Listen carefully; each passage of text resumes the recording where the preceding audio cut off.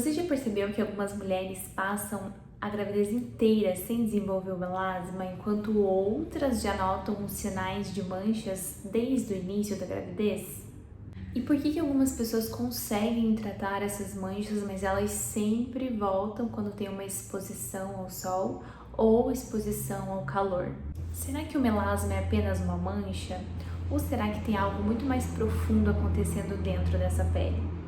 E hoje eu não quero falar apenas sobre cremes, produtos e procedimentos, mas te levar um pouquinho mais fundo para que você entenda como que surge o melasma, em qual camada da pele ele surge, né?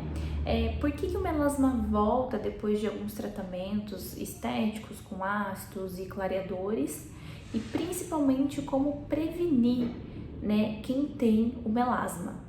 Imagine uma cidade. Para a gente entender a estrutura da nossa pele, a gente precisa usar algumas metáforas, algumas imaginações. Imagine que a sua pele é uma cidade. Dentro dessa cidade existem várias casinhas.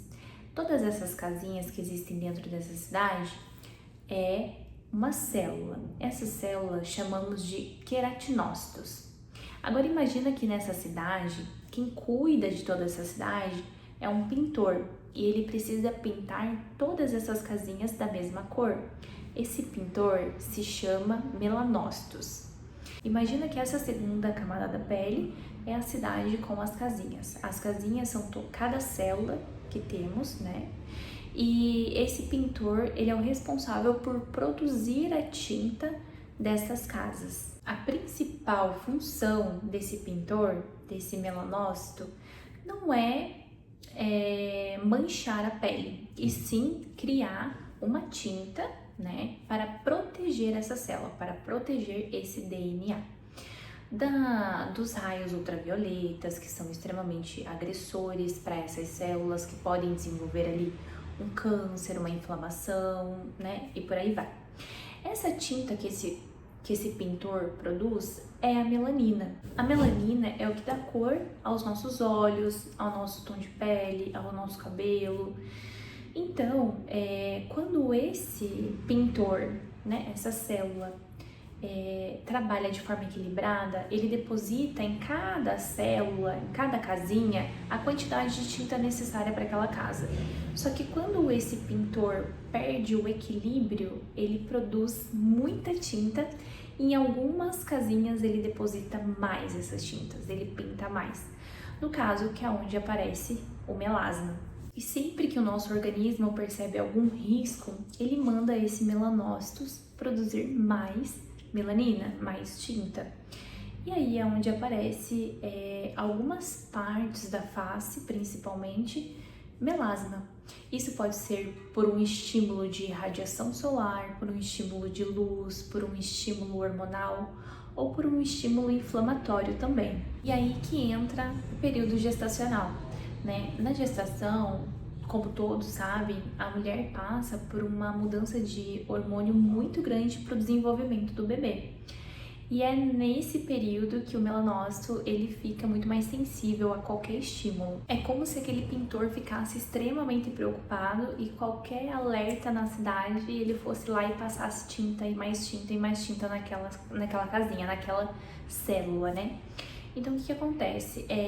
Algumas células passam a receber mais pigmentação, mais melanina do que o necessário. É onde aparecem as manchas na pele e a gente chama de melasma. Acreditou-se há muito tempo atrás que o melasma fosse apenas uma mancha de pele, mas quando a gente começou a aprofundar mais dentro da fisiologia, entende-se que é uma hipersensibilidade de algumas células de melanócitos recebendo informação que elas precisam proteger ainda mais essas células, esse DNA. Então, quando você vai tratar o melasma, quando você vai prevenir o melasma, a gente precisa de um estudo muito mais aprofundado daquele paciente, né, ou daquela cliente, como que é a rotina dela, como que é a alimentação dela, se talvez é um processo genético que já vem, né, familiar, que já vem da avó, da mãe, ou o pai também tem. Hoje tem muitos homens que também tratam o melasma, ou se há uma alteração hormonal, ou uma hiperexposição ao sol sem um fotoprotetor. E quando a gente fala de prevenção, né, de bioestímulo desse melasma, Um dos aliados é o protetor solar. O protetor solar a gente deve usar sim até em dias nublados, porque mesmo em dias nublados, a nossa pele ela é atingida por raios ultravioletas.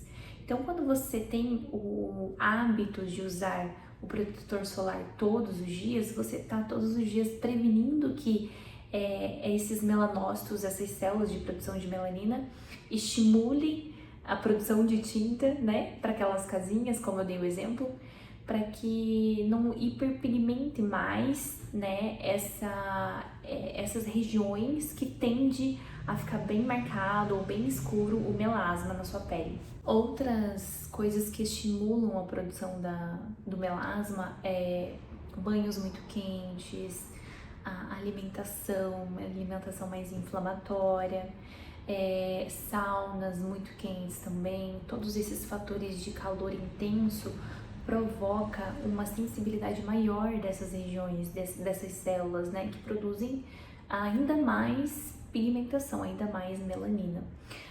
O ideal é quando você vai sair, que estar ali um dia mais intenso, um dia mais quente, é você usar um chapéu, talvez uma sombrinha ou um boné com uma aba, né?